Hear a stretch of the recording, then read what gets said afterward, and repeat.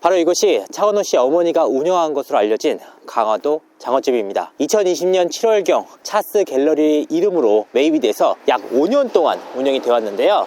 차은호 씨는 지난해 7월 군악대에 입대를 했습니다. 그런데 그로부터 약 한 달 전 갑작스럽게 내부 인테리어 고지를 하면서 강남 청담동으로 이전을 했는데요. 지금 이 부지는 아직도 차은호 씨의 어머니가 설립한 법인의 이름으로 되어 있습니다. 지금 어떤 상황인지 직접 한번 확인해 보겠습니다.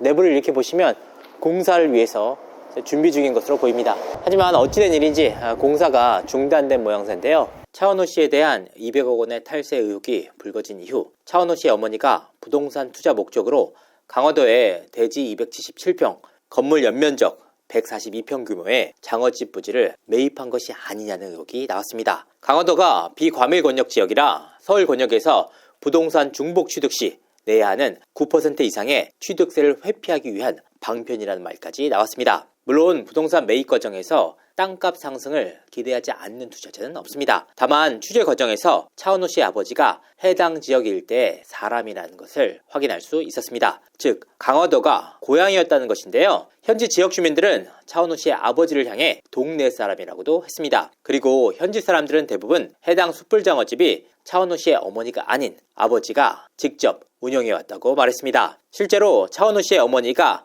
해당 부지를 매입할 당시 공시지가는 평당 37만 4,900원이었습니다. 5년이 지난 2025년 1월에는 해당 부지가 평당 38만 5,400원으로 뛰었습니다. 그러니까 5년간 오른 땅값만 평당 1,500원에 불과했는데요. 대지 277평에 대해 5년간 오른 땅값은 290만 8,500원 수준이었습니다. 그러니까 부동산 투자 목적보다는 차은호 씨 아버지가 자신의 고향 인근에서 실제로 장어집 장사를 하기 위해서 해당 부지를 매입했을 가능성이 더 높다는 의미입니다. 다만 이 장어집에서 실제로 차은호 씨를 위한 매니지먼트업이 이루어졌는지 여부에는 물음표가 붙습니다. 먼저 강남 일대나 상암 일대 등 실제로 매니지먼트업이 몰려있는 것과 위치적 괴리가 있었습니다. 더욱이 어제현 장어집 일대는 장어집 장사를 위해 특화된 공간만 있었습니다. 차은호 씨를 위한 매니지먼트업을 영위하기 위한 사무 공간 등은 찾기가 어려웠는데요. 결국 이번 사태가 차은호 씨의 어머니가 운영하는 법인이 실제로 차은호 씨의 매니지먼트를 위해 실제 업무를